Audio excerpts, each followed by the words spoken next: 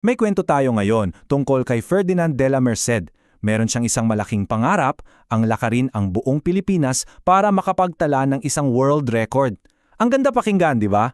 Pero itong dapat sana'y isang inspiring na paglalakbay, biglang naging isang napakalaking kontrobersya pagdating niya sa Negros Oriental. So paano nga ba nangyari to?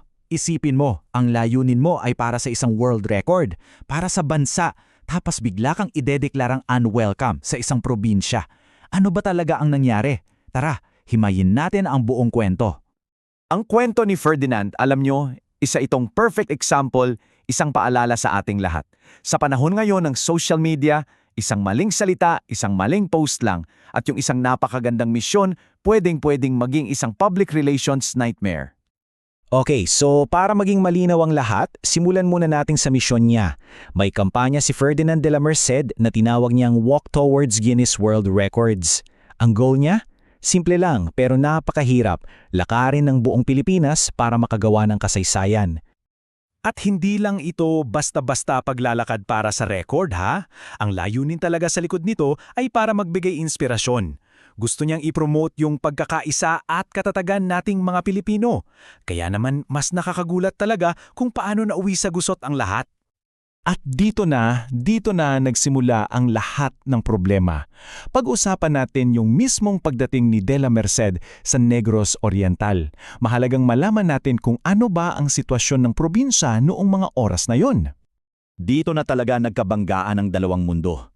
Kasi sa isang banda, si Ferdinand, umaasa ng mainit na pagsasalubong, yung may coordination sana.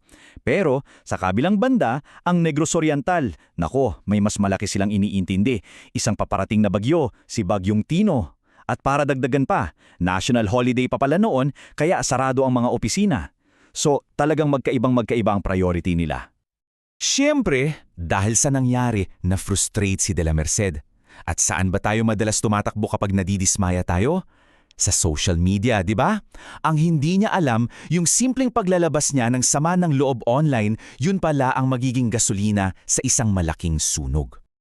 At ayun na nga, dito na nagbago ang lahat. Yung dapat sana'y personal lang na hinaing, naging isang pampublikong atake na laban sa buong probinsya. At sa bilis ng social media, kumalat ito na parang apoy. Ito mismo yung mga salita na nagpainit talaga sa ulo ng maraming tao. Sa pagsasabi niyang ang bagyo daw ay taon-taon lang nangyayari, habang ang advokasya niya ay pambihira, para sa mga netizen, parang sinabi na niya na mas importante pang personal niyang misyon kaysa sa kaligtasan ng libu-libong tao. Aray! So anong nangyari pagkatapos ng lahat ng yan? Paano tumugon ang pamahalaan ng Negros Oriental sa nag-viral na post na to? Dumako na tayo sa naging resulta ng lahat. At naging mabilis ang tugon ng probinsya. Agad-agad inanunsyo ni Provincial Board Member Erwin Macias na may plano silang maghain ng isang resolusyon para ideklara si de la Merced bilang persona non grata. Dahil dito, yung magandang misyon niya ng pagkakaisa tuluyan ng natabunan ng galit at kontrobersya. Teka, para malinaw sa lahat, ano nga ba yung persona non grata na yan? Well, salitang Latin yan, na ang ibig sabihin ay isang taong hindi katanggap-tanggap. So kung maaprobahan yung resolusyon, basically sinasabi ng buong probinsya na, hoy, bawal ka nang tumapak dito. Ganun kabigat yon.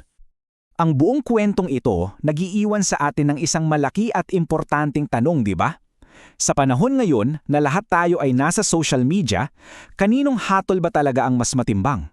Yung opisyal na deklarasyon ba ng gobyerno o yung sama-samang paghusga ng publiko online?